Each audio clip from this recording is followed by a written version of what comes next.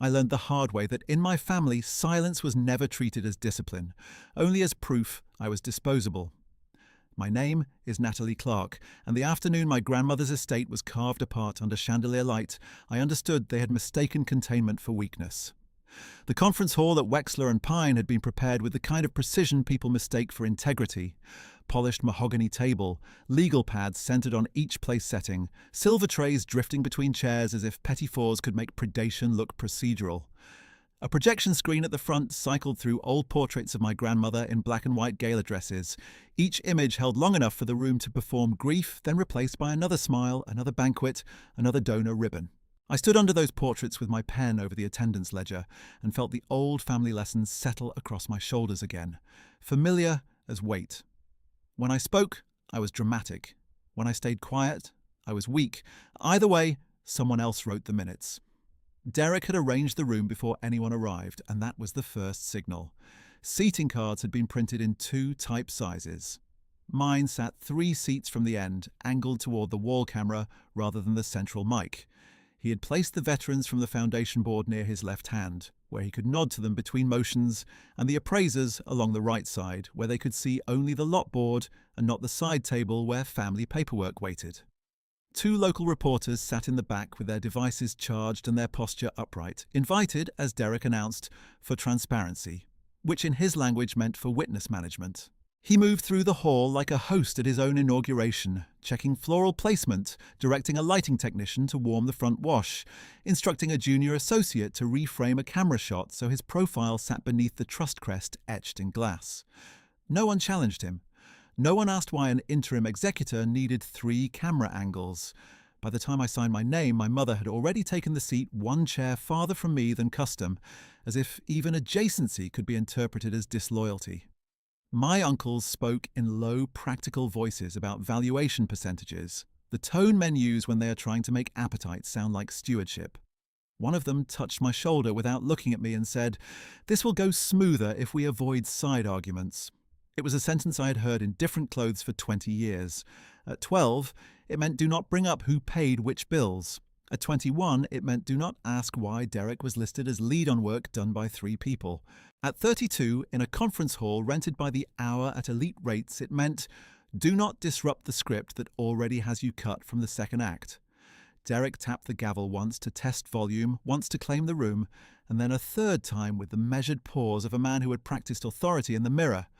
"Record this accurately," he said, eyes on the court reporter hired for the event summary. "Natalie receives personal effects only. Governance and assets require people with real credentials." He didn't look at me when he said it. He looked at the audience he had assembled, because humiliation was never about me in his economy. It was about proving to everyone else that hierarchy remained intact. A few people laughed in the careful, social way people laugh when they are choosing safety.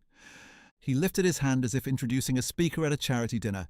"Natalie represents the sentimental branch of the bloodline." More laughter, softer now, as if softened cruelty became civility. I did not answer him. I adjusted the plain steel watch at my wrist, the one my grandmother had worn through board meetings and hospital waiting rooms, and one winter when the heating failed at the old house. The watch had no diamonds, no crest, no dramatic origin story. It kept steady time and outlasted batteries it should not have outlasted. I pressed the clasp into place, felt the cool metal settle against skin, and signed the ledger with a hand that did not shake. Then I sat where he had placed me, shoulders level, chin neutral, gaze on the agenda packet, as if this were any other administrative hearing and not a public rehearsal of erasure. Across the table, one of the appraisers glanced at me with quick sympathy, and then looked down. Sympathy was cheaper than intervention. The scent in the room was polish, citrus peel, and expensive perfume. Beneath it, faint and clean, was printer heat from the stack of lot sheets at the front. Derek moved through opening remarks with governance vocabulary he had learned recently and used as if syllables could stand in for substance. Fiduciary intent, continuity of mission, asset optimization. He pronounced each term with an extra half beat, watching to see who nodded. On the screen behind him, a portrait of my grandmother at 57 looked down over his shoulder, her expression direct and unsmiling, one hand resting on a podium she had built without inherited goodwill. I remembered standing behind that same podium years earlier, carrying binders taller than my forearm, while she whispered, "Keep records even when no one asks for them." Especially then. My silence in that room was not new.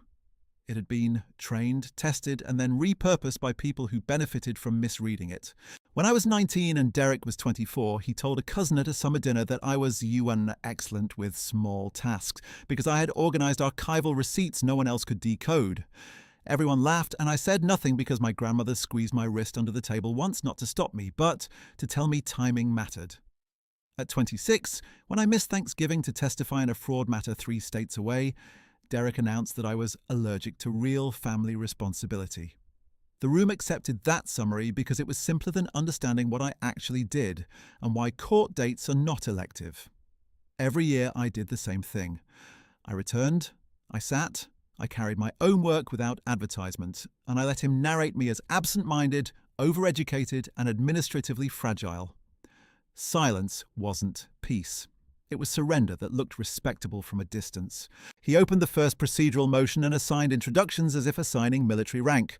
Foundation Board Representatives, Senior Appraisers, Family Voting Members. He skipped my name in the first pass, then glanced at me with a small smile and added, "And Natalie, of course, here for keepsakes," the local press typed. One reporter lifted her eyes long enough to register my face when he said it. I held her gaze for half a second, not pleading, not performing outrage, simply letting her see that I had heard the line clearly and remained upright inside it. If there was a story in the room, I was not giving it away in fragments. Derek preferred reaction because reaction let him call me unstable.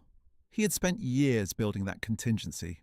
A waiter offered me sparkling water. I thanked him, set the glass at the top right corner of my folder, and traced the embossed trust crest with my thumb, beneath the table where no one could see. The crest had been my grandmother's idea and Derek's favourite prop. To him it was branding. To her it had been a promise that institutional memory should outlive personalities. She had said that once in the old library while rain hit the windows and the power flickered, and Derek had rolled his eyes and asked whether memory paid dividends. She had not answered him. She had turned to me instead and asked where I stored duplicate copies of board minutes. "Off-site and indexed," I told her. She nodded once, satisfied. That nod had carried me farther than praise ever did. At the far end of the table, Derek asked for unanimous consent to proceed under his distribution framework before opening full review. My uncle cleared his throat and said, "Seconded." My mother looked at her hands. A Foundation veteran with silver hair frowned but said nothing. The reporter in the back asked whether dissenting comments would be logged. Derek smiled like a man indulging procedural trivia. "All comments are welcome," he said. "Efficiency remains the priority." Then his eyes slid to me in a way no camera would miss. "Natalie, if you wish to make a sentimental statement for the record, we can reserve 2 minutes at the end." The room waited for me to either accept humiliation or reject it in a way he could classify as disruption. I turned one page in my packet and answered in the same formal tone he used with donors.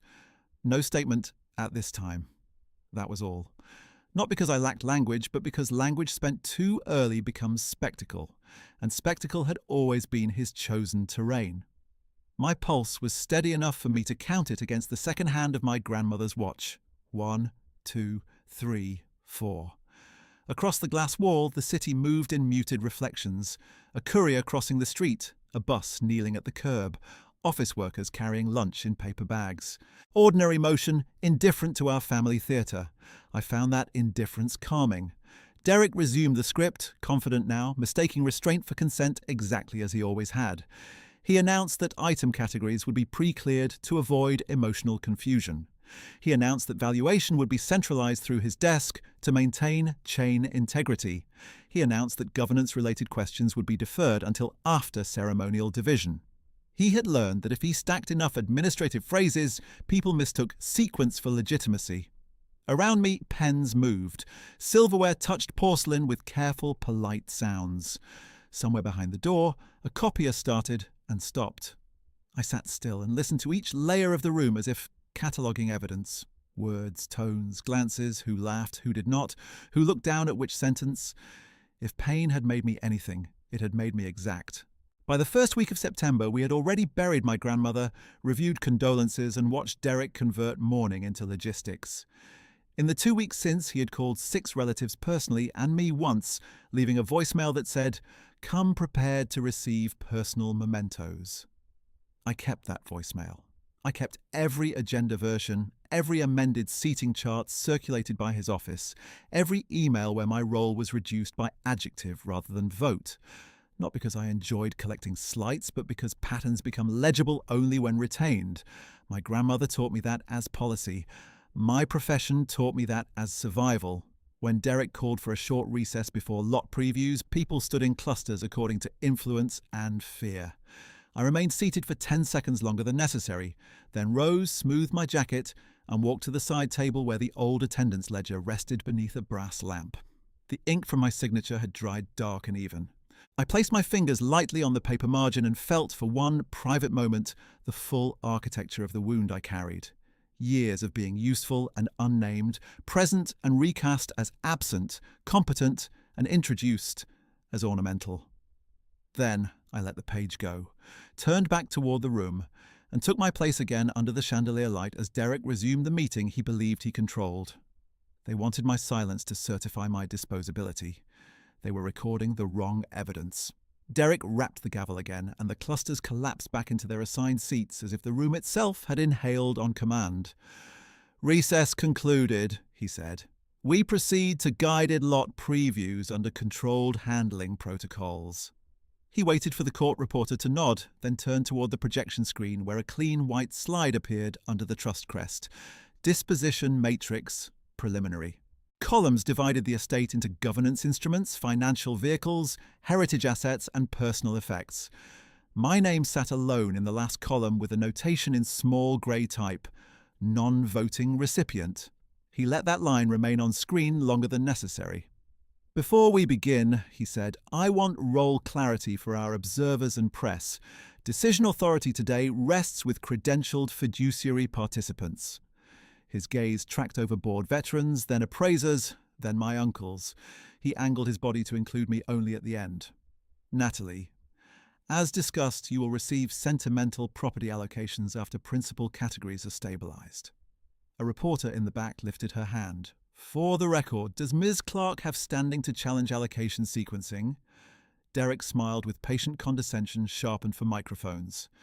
"Ms. Clark has family presence and keepsake rights. Governance is a technical lane." Then, with a small tilt of his head toward me, he added, "Every family has different strengths." There was a soft wave of laughter, restrained but audible, and I felt the familiar pressure in my chest that comes when humiliation is delivered in polite language and everyone pretends no line was crossed. My mother reached for her water glass and kept her eyes on the table. One uncle touched the packet in front of him as if straightening paper counted as neutrality. Across from me, an appraiser with square-framed glasses looked down quickly, then adjusted his gloves, unwilling to be seen witnessing it. Derek advanced to the next slide. Item photographs appeared in curated order. My grandfather's campaign medals, the original foundation charter binder, a coastal property deed in a dark leather folio, donor-endowed investment schedules, oil portraits and silver service pieces that had been photographed under museum lighting to make them gleam. At the bottom of the queue were handwritten recipe cards bundled in ribbon and a cedar box labelled "Domestic Records." The hierarchy was not subtle, it was choreography. "Handling groups are assigned by category," Derek said. "Governance and high-value assets first. Sentimental personal effects later. That sequence protects value integrity." He nodded to a junior associate near the side table.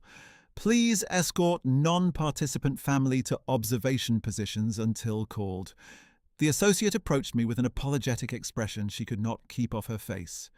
"Ms. Clark, if you'd like, there's a seat near the side camera with a clear view." Derek did not wait for my response. "Thank you, Leah. Let's keep us moving." I stood, collected my folder, and moved to the indicated seat without comment. The camera angle from there captured my profile and the back half of the room, not the documents on the main table. It was placement by design, present enough to be counted, distant enough to be irrelevant. At the centre table, Derek invited the first handling group forward with the ceremonial gravity of a museum curator, unveiling state artefacts. Medals and service recognitions, he said. We will confirm provenance tags and transfer pathway. One veteran board member, Mr. Ellison, leaned in over the tray where my grandfather's medals were laid out on black felt. These were always intended for the foundation display, he said. Derek answered smoothly. Display, yes, under executive stewardship. We must avoid fragmentation. He picked up one medal case and opened it toward the cameras. Family history requires disciplined custody. He spoke like stewardship had appeared in him fully formed. I had watched him leave unopened donor correspondence in cardboard boxes for months because responses did not produce immediate applause. I had watched him move board minutes between folders to support whichever version of events he was performing that quarter. The room did not know those details, and he relied on that asymmetry with practiced confidence.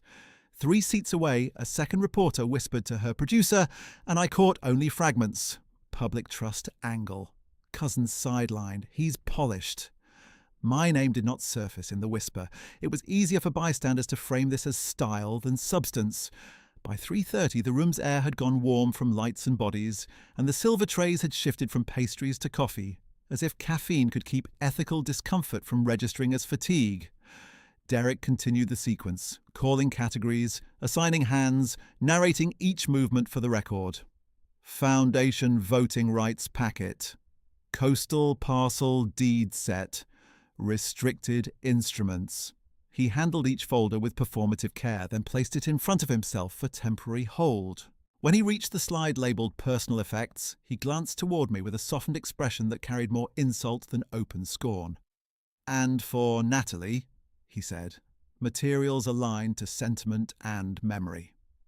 A staff member placed a shallow archival box on the side table near my elbow. Inside were recipe cards, holiday place cards, and handwritten notes my grandmother used for seating plans and menu revisions. Derek spread his hand toward the box as if presenting a gift to a child. Take what matches your scale.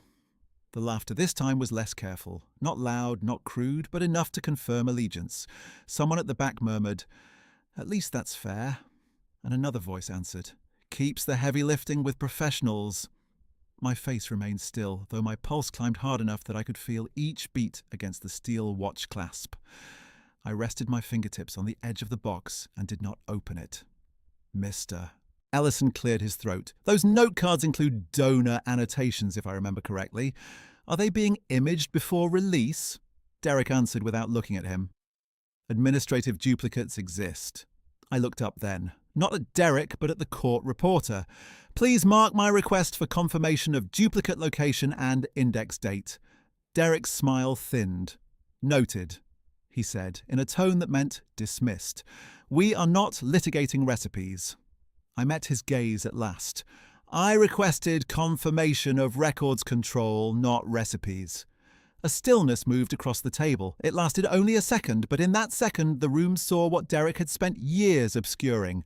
My silence was a choice with edges, not an absence of capacity. He recovered quickly, turned toward the reporter and said, "You can see how emotional overlap complicates these sessions. We'll continue under schedule." He called the next category and deliberately did not acknowledge my request again. I wrote the time in my margin, then wrote his response verbatim. I wrote who laughed and who did not. I wrote Mr. Ellison's question and the exact phrasing Derek used to deflect it. In my work, patterns were built from small denials committed in formal settings while everyone pretended they were ordinary. No single line convicted anyone. The aggregate did. Derek interpreted my pen as defeat. He began to enjoy himself. "Let's address transparency optics," he said, almost conversationally, "because there has been concern that I'm centralizing too much. For the record, every procedural decision today is board observed and family witnessed. No one is excluded from seeing what occurs." He let that sentence stand as though viewing and participating were equivalent rights. My uncle gave him a supportive nod. "That should settle it." A younger appraiser, trying to sound neutral, asked, "Will non-voting family have access to post-session valuation notes?" Derek answered before anyone else could speak. "Summaries, yes. Technical appendices, no. We have to protect against misinterpretation." The words landed where he intended. On me. Around me, a few heads turned in my direction with the cautious curiosity people reserve for someone being publicly reduced by policy language. I could have listed my credentials in one clear sentence and reset the frame. I could have said I had spent 15 years inside federal recovery processes where valuation disputes were resolved under oath, not ego. I could have named case numbers, recovery totals, enforcement partners, and compliance outcomes. I could have cracked the performance in front of his cameras and made him answer to facts while his audience was still seated. I did none of it. I closed my folder, placed both hands on top of it, and said, "Please continue." The phrase sounded like consent, and that was why it worked. Derek nodded, satisfied, and resumed the tour, unaware that each minute he remained unchallenged in public widened the procedural record he would later have to survive. Outburst would have fed his narrative. Documentation would dismantle it. As he moved to discussion of the coastal property, my mother finally looked at me. Her expression held an old plea. Do not force us to choose. It was the same plea that had governed every holiday table where Derek needed to be, right more than anyone needed to be honest. I answered her with the smallest possible nod, not agreement, not surrender, only acknowledgement. She looked away first. Another half hour passed in controlled indignity. Derek deferred questions when they came from the wrong mouth and expanded them when they came from allies. He asked staff to circulate signature tabs in stacks that omitted my initials line, then corrected the clerical oversight when I pointed at it with a single finger. He referred to governance files as executive material and personal effects as family comfort inventory, creating a vocabulary where power and legitimacy appeared naturally linked. Every choice was minor in isolation. Together, they were architecture. At one point, the first reporter asked, would Ms. Clark like to offer context on her grandmother's intentions regarding the foundation? Derek answered for me. Natalie preferred not to make a statement. I did not interrupt him. I looked at the reporter and said, evenly, I will submit any necessary comment through counsel when appropriate. Derek gave a small laugh that invited the room to treat the sentence as pretension. Through counsel, he repeated. Understood. He moved on before anyone could ask why counsel would be relevant if his process were as clean as advertised. The pressure in my throat had become a narrow band of heat by then, the kind that asks for immediate release and promises relief if you choose volume over discipline. I could feel the old reflex rising, the one trained by years of being cornered politely. Explain yourself until they cannot deny you. But explanation in that room would have been performance for an audience Derek curated and controlled. He would have cut me off, labelled me reactive, and used my own urgency as corroboration that I lacked judgment. That was always the trap. Provoke, pathologize, prevail. I touched the steel watch, counted 10 seconds, and let the urge pass. When the final tray was sealed and tagged for interim hold, Derek set his palms on the table and delivered his closing line for the session with rehearsed gravity. We have completed Phase 1 with efficiency and civility. I appreciate everyone's professionalism. Then he looked directly at me and added, Natalie, staff can help you pack the sentimental box before departure. I rose with my folder in one hand and the archival box in the other. Thank you, I said, formal and clear. The room took that as compliance. Derek took it as victory. I walked to the side table where the attendance ledger still lay beneath the brass lamp, opened my folder beside it, and slid in the notes I had made while he spoke. Date, time, quote, response, witness position, recording angle. Then I lifted the recipe cards from the box and saw, beneath them, one folded sheet in my grandmother's narrow hand. Inventory cross-reference pending independent review. No signature, no flourish, just a directive. I placed the sheet back exactly where I had found it, closed the box, and kept my face unreadable as Derek began speaking to the press about continuity, stewardship, and family unity. I did not challenge him in that moment because challenge was not the point. Precision was. He had mistaken restraint for incapacity in front of a room full of witnesses and cameras, and I intended to let the record keep teaching him the difference. Derek's voice carried across the room in that polished donor cadence he used when he wanted appetite to sound civic. What you saw today was orderly stewardship, he told the reporters. Our family is aligned on preserving mission continuity. I stood 6 yards away with a box of recipe cards against my hip and watched him turn his body toward whichever camera was active, never fully facing any question long enough to be pinned by it. My mother moved to his side when he beckoned with 2 fingers, and the photographers took 3 quick shots that cropped me out by angle rather than accident. The old choreography continued in miniature. He spoke, she endorsed by proximity. The room accepted the frame as natural. I slid my notes deeper into my folder and crossed to the service corridor near the copy room, the only place in that building where the air did not smell like perfume and litigation. The hum of ventilation drowned the press questions to a dull vibration.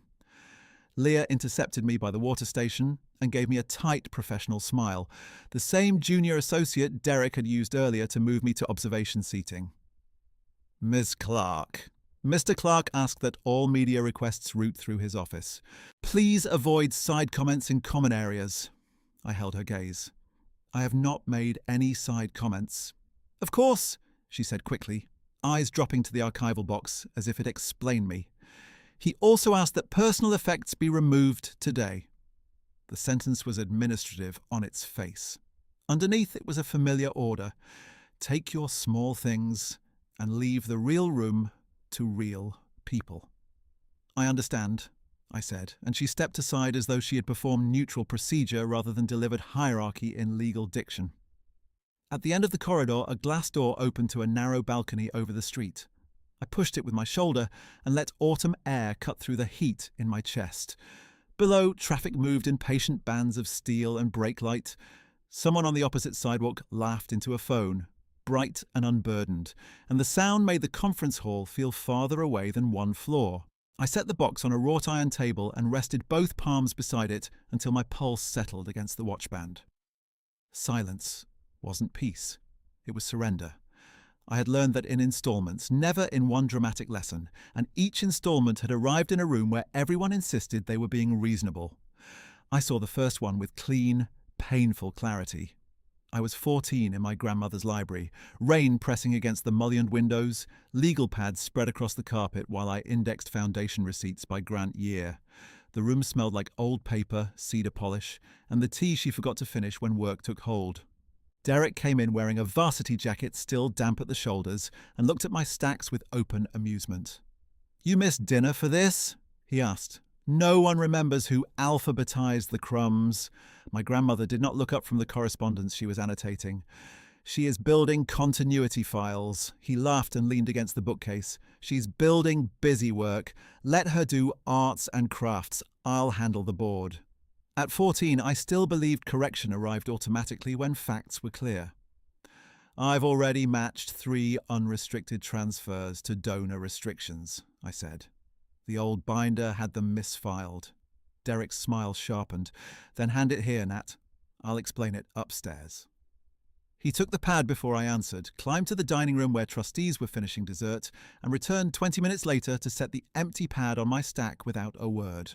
At breakfast the next morning, my uncle clapped him on the back and said, "Good catch on the transfer mismatch. You've got a head for this."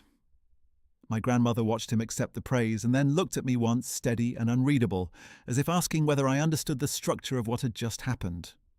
I did. Work could be taken, credit could be reassigned. If I protested, I would be told not to make family dinner into an audit. Years later, when I was 22 and newly credentialed, the same structure repeated in fluorescent conference rooms and holiday dining rooms with equal efficiency. The foundation had hosted a veterans scholarship banquet at a downtown hotel with mirrored pillars and a stage washed in blue light. I had spent 3 nights building the donor compliance matrix that prevented restricted funds from being paraded into the wrong campaign line. I printed colour-coded packets at dawn, drove them to the loading bay myself, and stood in the back while staff tested microphones. During the reception, Derek took the stage and thanked our executive team for heroic preparation, then named 3 people, including a consultant who had arrived that afternoon. He did not name me. When the slideshow rolled, one image showed our planning table from the week before. My binder sat open in the foreground. The caption read, "Derek Clark finalising allocation strategy." After the programme, an elderly board member touched my sleeve near the coat check. "You did those compliance tabs, didn't you?" "Yes," she sighed, a small private sound. "He says you prefer to stay behind the scenes." I remember the exact pressure of my own teeth against my tongue as I decided not to answer the lie line by line in a ballroom full of donors who came for scholarships, not family correction. I prefer accurate records, I said. Records. She nodded, uncertain whether I had declined gratitude or offered warning. Invalidation adapted as I got older. When I missed Thanksgiving at 26 to testify in a fiduciary fraud hearing, Derek stood at the carved head of my mother's table and raised a glass to family members who show up when duty calls. I heard the toast later from my cousin Elena, who thought she was sharing harmless gossip. 2 days afterward, I arrived with a pie and my overnight bag still in my car, and my uncle greeted me at the door with, "We already settled the hard conversations." He meant they had assigned meaning to my absence and closed the file. Inside, Derek embraced me in front of everyone and said loudly, "Our federal witness has graced us with her presence." Laughter. Eyes on me. Choice presented as binary. Make a scene or make it easy. I made it easy and helped clear plates. By the first week of October that year, he had repeated a refined version of that story to half the family foundation list. Natalie is brilliant in narrow lanes, but high-pressure decisions overwhelm her. The lie held because it carried just enough compliment to sound fair. No one called me to verify. No one asked how many high-pressure decisions I had already handled under oath. A draft from the balcony door snapped me back to the corridor. The current afternoon settled around me again. Polished walls, muted carpet, muffled voices from the hall where Derek continued explaining unity to people he had invited as witnesses to my reduction. I picked up the box and re-entered the building. Near the records alcove, Mr. Ellison stood alone with his coat over one arm, studying the framed timeline of the Foundation's milestones. "Ms. Clark," he said quietly as I approached, "your request about duplicate locations was appropriate. Thank you." He glanced toward the conference doors, then lowered his voice further. "Your grandmother never called record control sentimental." The lines sat between us like a notarized statement. He gave one short nod and moved toward the elevator before either of us could turn the exchange into a conspiracy. He had offered what he could in public. A sentence, not an alliance. I set my box on a side credenza and opened my folder to review the margin notes while the corridor thinned. The building clock above reception clicked past 4:20, and staff began transitioning from event posture to closing posture. Tray carts rolled away, microphones were unplugged, and the cameras that had made Derek taller were folded into cases. In that partial quiet, I heard a measured heel strike approaching from the far end near the archival office. I recognized Irene Vale before she reached the light. She had been my grandmother's executive assistant for 23 years, the only person who could locate a missing annex faster than the software, and the only person Derek never managed to charm for more than 10 seconds at a time. She wore a charcoal suit that looked as if it had been pressed that morning with military care. Her silver hair was pinned back with the same tortoiseshell clip I remembered from board packets and winter fund drives. In her left hand she carried a slim document tube wrapped in plain brown paper. In her right, a small velvet pouch with the trust crest embossed in gold. "Natalie," she said, stopping just inside conversational distance, "do you have 2 minutes in a space without cameras?" "Yes." She gestured toward a glass-walled file room adjacent to records intake. We stepped inside and she closed the door with deliberate gentleness. The overhead light was cool and clinical, reflecting off metal shelving labelled by decade. Through the glass I could see movement in the corridor, but sound dropped away. Irene kept both items in her hands. "I can't do this conversation in a hallway," she said. "And I can't do the full conversation while people are still circulating with phones out." I waited. Her gaze was steady, procedural, not dramatic. "Your grandmother left instructions for a private communication path if today unfolded in a specific way. I need to speak with you later, directly, when we can do it properly and without interference." The words landed like a match held near dry paper. Small flame, large implication. "Tonight?" I asked. "If possible. Failing that, first thing tomorrow morning with counsel available by phone." She shifted the document tube slightly under her arm. "Not in this building." I looked at the wrapped cylinder, then at the pouch, then back to her face. She did not offer either item, and I did not ask her to break protocol in a glass room. "Understood," I said. Irene gave one short nod. "Your restraint today was noted." That was as close as she came to praise. She had worked too long around trustees to spend words cheaply. Before opening the door, she added, quieter, "Do not let urgency push you into improvisation. Keep your record clean, keep your timeline exact." "I will." She left first, turning toward the private elevator bank used by senior staff and counsel. As she moved away, Derek's voice rolled out from the conference hall again, bright and performative, thanking someone for an exemplary, transparent process. Irene did not look in his direction. She kept walking with the tube and pouch still in her possession, disappearing around the corner where the corridor bent toward restricted offices. I remained in the file room for 3 more breaths, watching my own reflection ghosted in the glass. Then I stepped back into the corridor, picked up the archival box, and headed for the lobby. The building had begun its evening reset. Event signs were being lifted from easels, security badges collected into plastic bins, floral arrangements stripped of branded ribbons and moved to a cart by reception. Reporters drifted toward the curb in loose clusters, recording voice memos before details softened. One of them looked up as I passed. "Ms. Clark, any comment before we file?" "I'll submit through counsel when appropriate," I said. She gave a quick nod, as if the answer fit the day's pattern, and turned to catch Derek near the valet stand. Outside, wind pressed cool against my face. I set the box on the hood of my car and finally opened it fully under the parking lot lights. Recipe cards, place cards, a thin stack of domestic account notes in my grandmother's compact script, 2 grocery ledgers bound with fading twine. On top, everything looked exactly like what Derek had called it, sentimental. I lifted the first bundle anyway. Halfway down, tucked between a Christmas menu card and a household inventory sheet, I found a folded page torn from legal-ruled paper.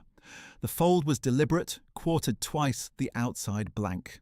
When I opened it, my grandmother's handwriting ran straight and narrow across the centre. Inventory cross-reference pending independent review. No greeting, no signature flourish, no explanation for anyone who hadn't listened when she taught us how to label evidence before emotion. I read it twice, then a third time, aligning each word to the day's timestamps in my head. The disposition matrix slide, Derek's technical lane upon my request for duplicate location and index date, his refusal to answer, the laughter, the cameras, the relocation to observation seating, the ceremonial box pressed into my hands as if inheritance could be made harmless by tone. Across the lot, through the conference hall glass, I could still see Derek framed by warm light and moving bodies, shaking hands like a man closing a successful campaign. He looked entirely at ease inside the story he had written for the room. I refolded the page along its original lines, slid it into the inner sleeve of my folder, and checked the time against my grandmother's steel watch before logging the discovery with location and condition notes. Then I placed the recipe cards back in the box, closed the lid, and drove out of the lot without looking back at the windows. At the first traffic light, my phone lit with Derek's name across the console, and then shifted to voicemail when I did not touch it. His timing was exact. He always called at the moment a room dispersed, when people were still deciding what they had witnessed. I kept both hands on the wheel, took the turn onto Ashford, and listened to the message through the car speakers while brake lights painted the windshield red. Natalie, quick administrative update. Tomorrow's valuation walkthrough is limited to voting participants and technical staff. You are not required. Leah will send a release for personal effects transport and donor wall language. Please sign tonight so we can finalize press copy. He paused and I heard voices behind him, a door opening, the low event noise of people congratulating one another for surviving their own ethics. Also, avoid independent outreach to board members. Questions route through my office, thank you. The call ended with the clipped confidence of someone who believed he was closing a file. I took the next right into a pharmacy lot, parked under a sodium lamp, and opened my inbox. 3 new messages had arrived in the 6 minutes since I left Wexler and Pine. The first was from Leah, subject line, personal effects release, urgent signature. The second was from a Foundation communications contractor copying Derek and 2 uncles, subject line, donor wall proof, round 3. The third came from building security. Access notice updated. I opened the donor wall proof first because Derek had taught me by repetition that image control always ran ahead of asset control. The PDF loaded slowly over weak signal. At the top was the revised legacy panel for the scholarship wing. My grandmother's name centered in engraved serif, the Clark family branches listed below in descending donation tiers. Derek appeared with full title and governance designation. My mother appeared with advisory stewardship. My uncle's had committee credits. My line, which had existed in prior drafts as Compliance and Recovery Council pro bono, was gone completely, replaced by a generic phrase, family archival contributions. I looked once at the removal, then once at the metadata tab. Modified 4:12 p.m. by D. Clark Workstation credentials. The release form was worse in its precision. It confirmed receipt of domestic personal artifacts and sentimental records, required me to affirm that no governance-relevant material had been withheld from the interim executor, and included a clause stating that recipients waive future claims based on contextual interpretation of household documents. The language was designed to look routine to anyone glancing. It was also a preemptive muzzle written by someone who believed he had already mapped every path I could take. I saved the file without signing and forwarded it to my private evidence folder with the day's timestamp. The access notice was brief, effective immediately. After-hours entry at Wexler and Pine required sponsor authorization from Interim Executor Office for all non-voting family attendees. My badge had not been deactivated outright, it had been made conditional. Exclusion disguised as a process update. I set the phone face down on the passenger seat and closed my eyes long enough to feel the ache gather and settle behind my sternum. The hurt was old, but the method had evolved. Derek no longer needed open insults every minute. He had learned to use forms, revisions, routing rules, permissions. He could erase you with drop-down menus and still call it governance. When I opened my eyes again, I called my mother. She answered on the fourth ring. "Natalie?" I received the release and donor wall revisions. A breath moved across the line, careful, measured. Derek said legal needed cleaner language. It's probably temporary. He removed my name. You know how these drafts are.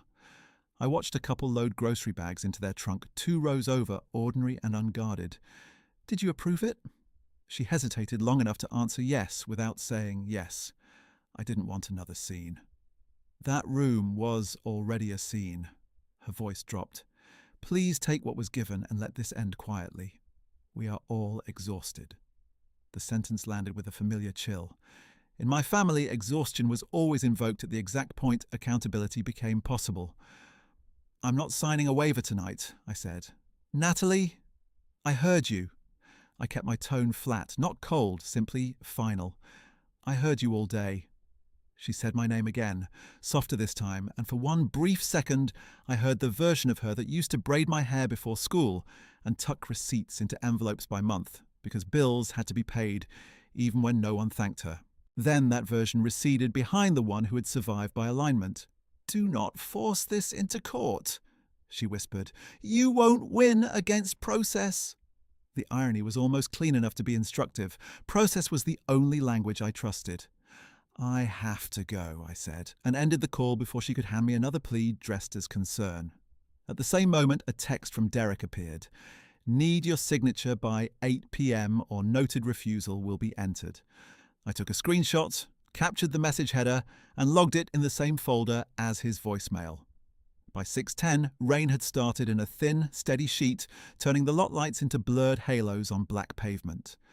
I drove toward the River District, where older office buildings sat between warehouses and converted clinics, the part of downtown where records were stored after glamour moved elsewhere. Halfway there, my phone rang again, this time from an unlisted number that resolved to Irene Vale when I answered. Are you in transit? She asked. Yes. Good. Do not return home yet. Go to Calder Annex, East Entrance, Level B records intake. I checked the dash clock. How long do I have? 20 minutes. Bring only what you carried out today. She ended the call without explanation. Calder Annex had once held municipal deeds before digitization pushed everything into cloud contracts and outsourced servers. The lobby still had stone floors worn dull at the centre and fluorescent fixtures that made everyone look slightly unwell. I parked under the loading canopy, took the archival box and my folder, and entered through security glass. A guard in navy uniform looked up from his monitor, scanned my driver's license, and frowned at his screen. I'm sorry, Ms. Clark. Visitor restriction came through from Clark Estate Operations. Family access by prior approval only. The message was less than an hour old. Derek had begun locking doors across the map. I'm here at Ms. Vale's request, I said. The guard shifted, uncomfortable. I don't have her clearance code attached. Before I answered, a voice came from the corridor beyond the desk. Attach mine. Irene stepped into the lobby carrying the same document tube and velvet pouch I had seen in the file room. With her was a man in a dark overcoat, late 60s, upright posture, rimless glasses, the kind of face shaped by decades of reading disputed language without blinking. He held a slim leather case under one arm.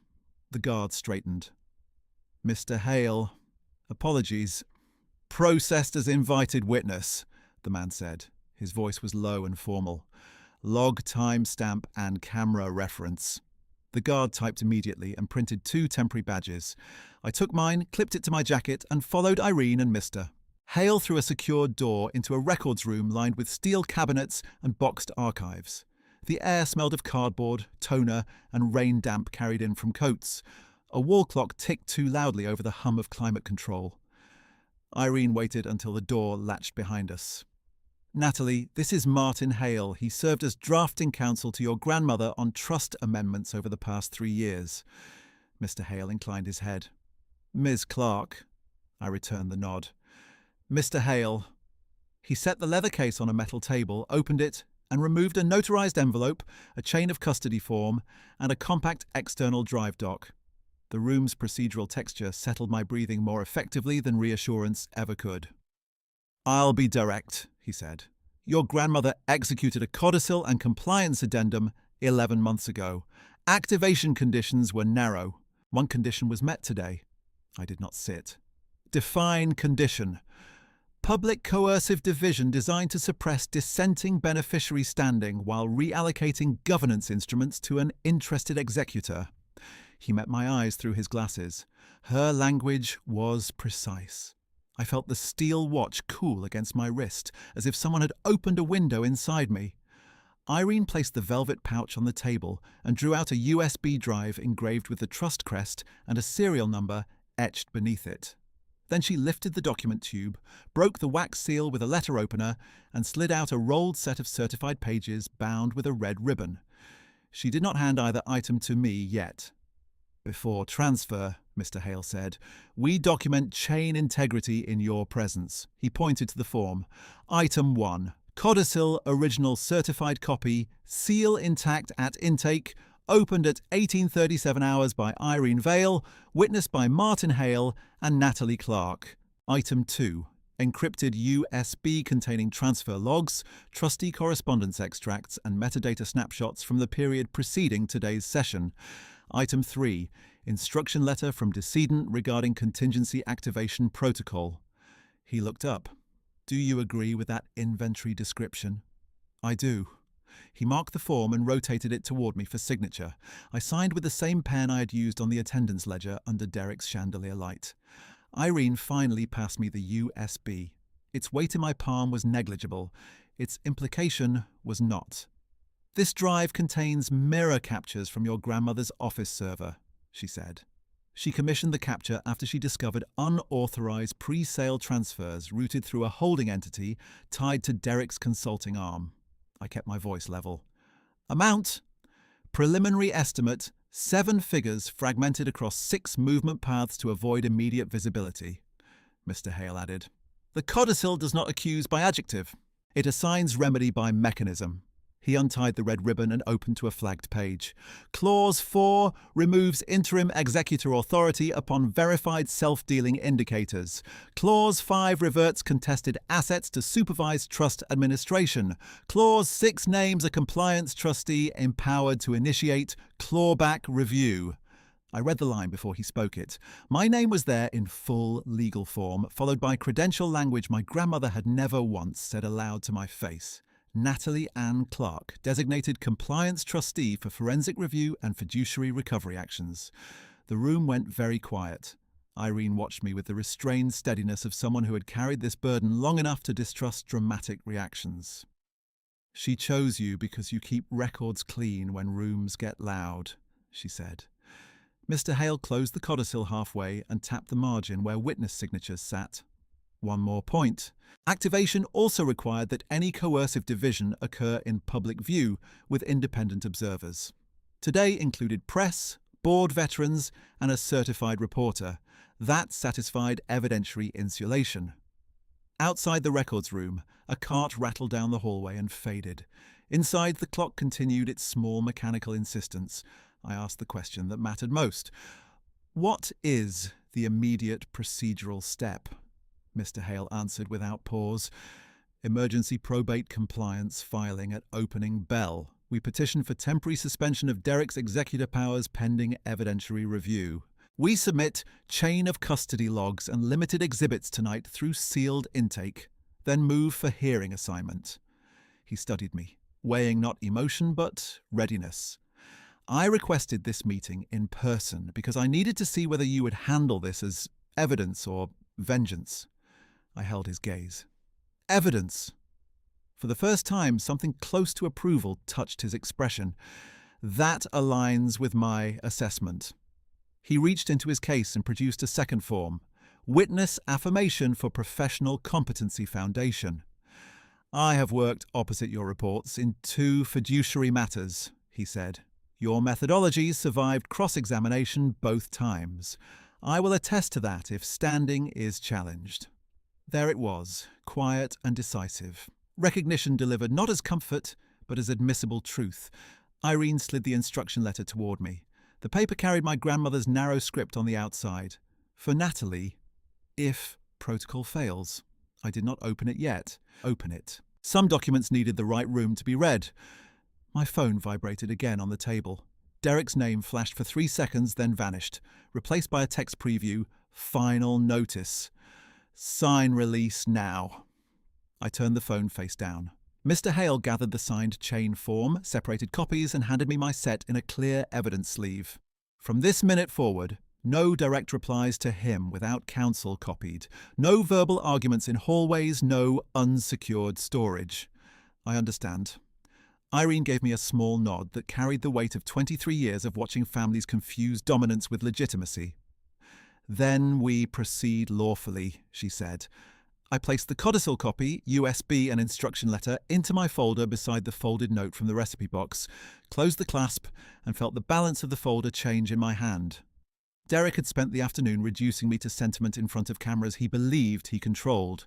In a fluorescent records room with steel cabinets and 2 witnesses who dealt in proof, the record turned.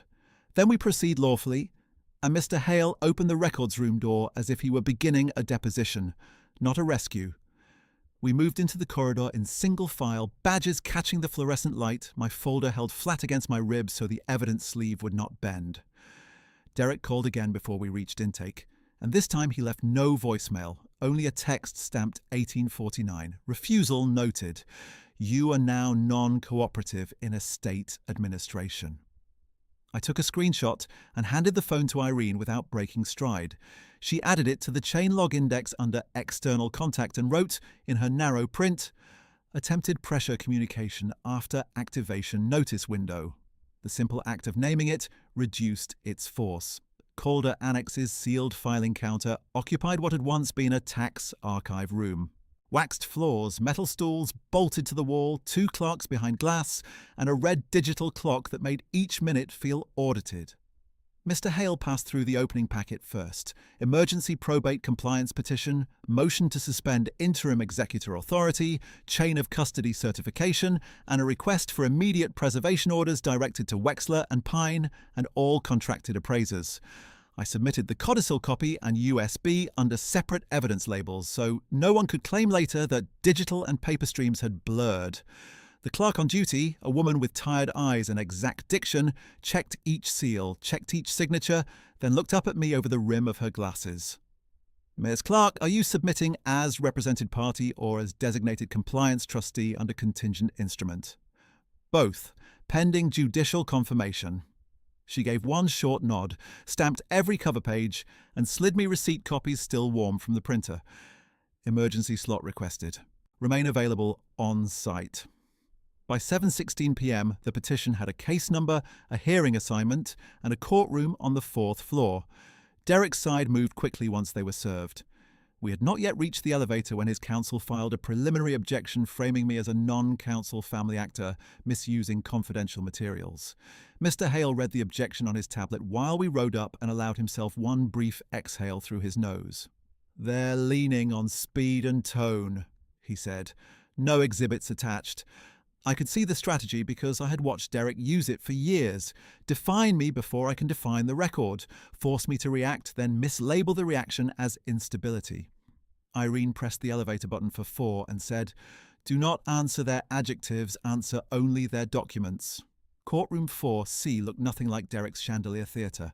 The lights were flat and honest. The wood railings had been repaired too many times to pass as elegant.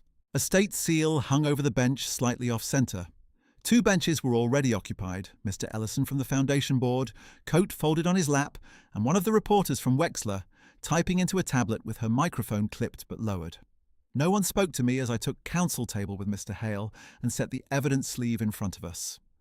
Across the aisle, Derek arrived with 2 junior partners and a consultant from his office.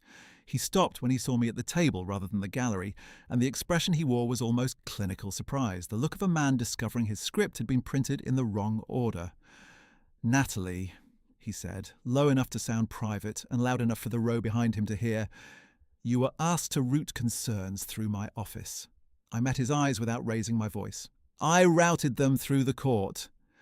One of his junior partners smirked and whispered, not quietly enough, "Non-counsel family is getting ambitious." Mr. Hale did not look at him. He simply arranged our exhibits in numbered sequence and placed a copy of my Competency Foundation affidavit at the top of the stack, where it would be seen first. At 7:41, the clerk called the room to order. Judge Helena Ruiz entered in a dark robe with a reading file already tabbed in 3 colours. She did not waste language. "This is an emergency probate compliance matter in R.E. Clark Estate," she said. "I have reviewed the petition and preliminary objection. We proceed on record. Counsel appearances." They gave names. When it reached me, I stated mine and designation exactly as written in the Codicil. Derek's lead attorney began with procedural attack. "Your Honour, the movement is not counsel of record and obtained internal estate materials outside authorised channels. We request dismissal, sanctions, and immediate return of all documents to the acting executor." Judge Ruiz turned 1 page. "Acting executor status is the subject of this hearing, not a premise I will assume. Continue." He shifted to confidence. "There is no verified self-dealing, only emotional dispute over distribution optics." Mr. Hale rose. "Then optics should not fear metadata." He moved for admission of Exhibit A through D, certified codicil copy, chain of custody log, server mirror index, and communication record including release pressure messages sent after activation conditions were met. Derek's counsel objected to each on foundation. Mr. Hale answered with witness signatures, not speeches. I testified to discovery sequence in measured time-stamped lines, file room encounter, intake seal verification, signed transfer at 1837, filing receipt at 1916. No embroidery, no moral argument, just pathway. Judge Ruiz asked for the USB doc. The clerk connected it to the court display. Directory names appeared on the overhead monitor in plain font. Pre-sale transfer maps, draft press revisions, donor wall-proof histories, permissions logs, and a folder labelled Contingency Activation Protocol. The judge opened the metadata panel for 1 file at random, then another, then a third. Each bore captured hashes, create-modify trails, and mirrored timestamps that aligned with our chain form. She looked toward Derek's table. "Counsel, do you contest authenticity with technical evidence?" Derek's consultant leaned into his attorney's ear. They conferred for 10 seconds too long. "No technical evidence at this stage, Your Honour," counsel said. "We request time." "Requested and noted," Judge Ruiz replied. "Not granted before preservation." She asked for the codicil to be read into record at operative clauses only. Mr. Hale stood at the lectern and read with the same cadence he had used in the records room. Clause 4. Suspension of interim executor upon verified indicators of coercive division and self-interested transfer pathway. Clause 5. Immediate reversion of contested assets to supervised trust administration. Clause 6. Designation of Natalie Ann Clark as compliance trustee with authority to initiate forensic clawback actions pending full probate review. When he finished, the courtroom's centre of gravity moved in one clean procedural beat. It was not dramatic. It was decisive. Judge Ruiz spoke to the clerk, then to the bailiff, then to both tables.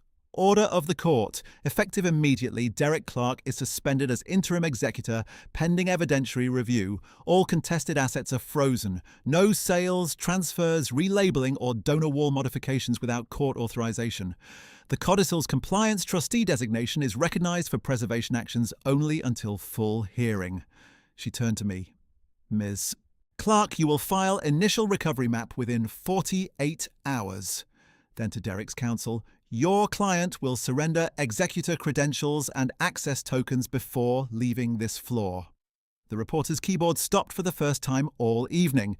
Mr. Ellison closed his eyes once as if a pressure valve had opened. Derek stood so fast his chair scraped the tile. Your Honour, this is disproportionate. I request recess and private conference.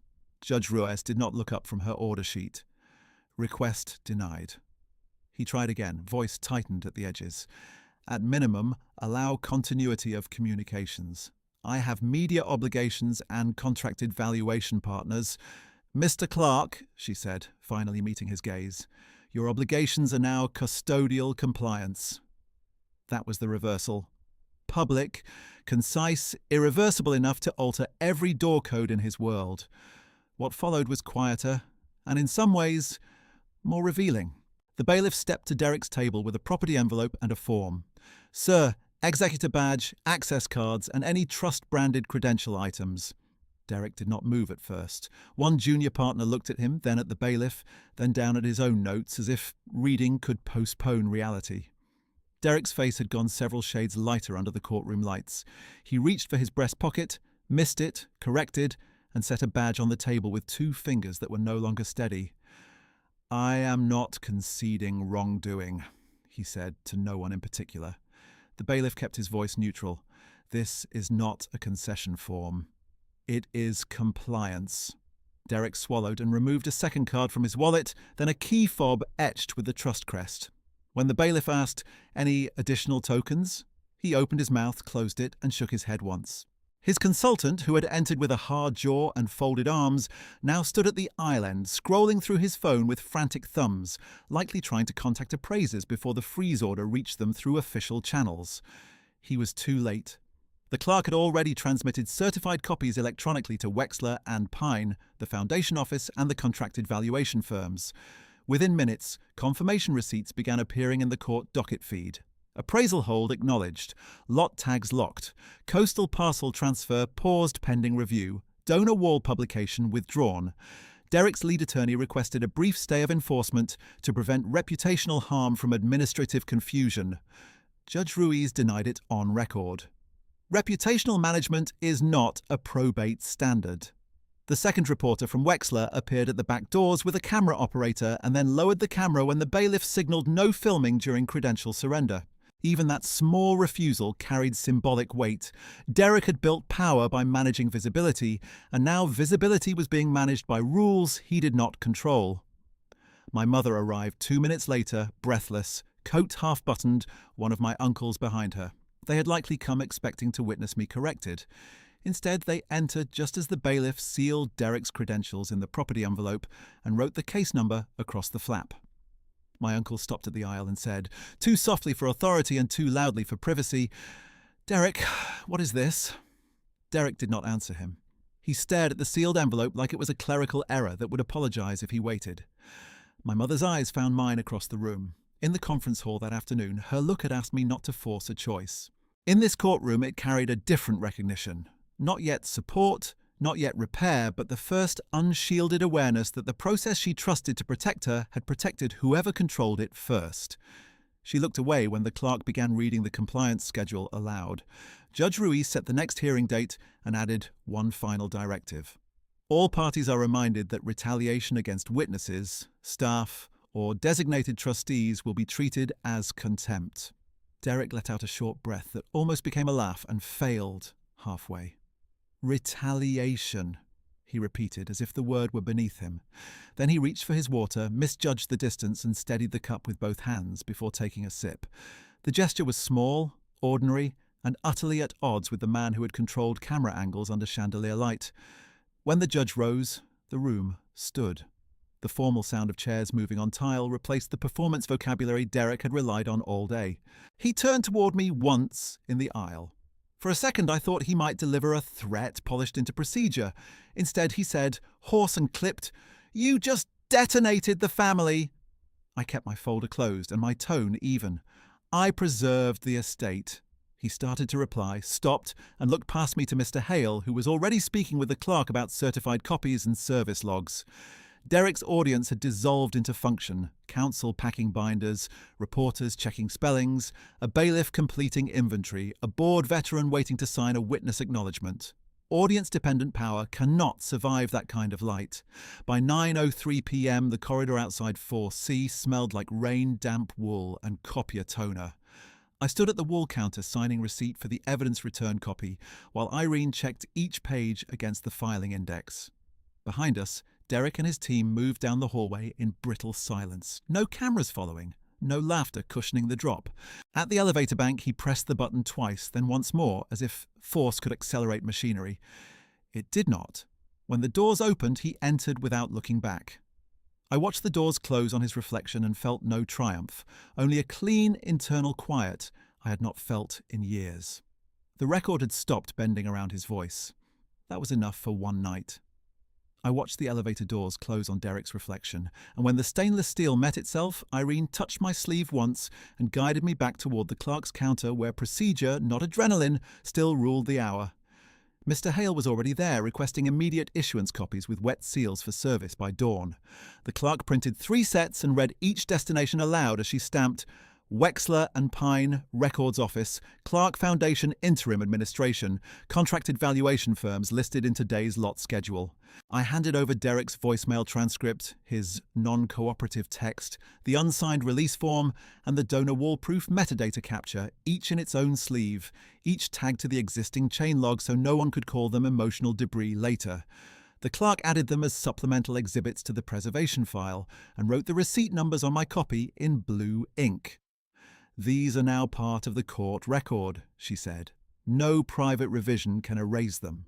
By 9:40 p.m, the court's technical officer met us in a small forensic lab 2 doors down and verified the USB in front of all 3 of us. He read the hash values aloud, compared them to the values on Irene's transfer sheet, and signed the validation line without commentary. He duplicated the drive to a sealed court image and returned the original to me in a tamper-evident pouch marked with case number and time. The Codicil copy went into court custody overnight, while Mr. Hale retained certified duplicates for service. I asked the officer to log one more item, the folded handwritten line from the recipe box, and he photographed it, indexed it as contextual directive, and noted its recovery location exactly as I had recorded in the parking lot.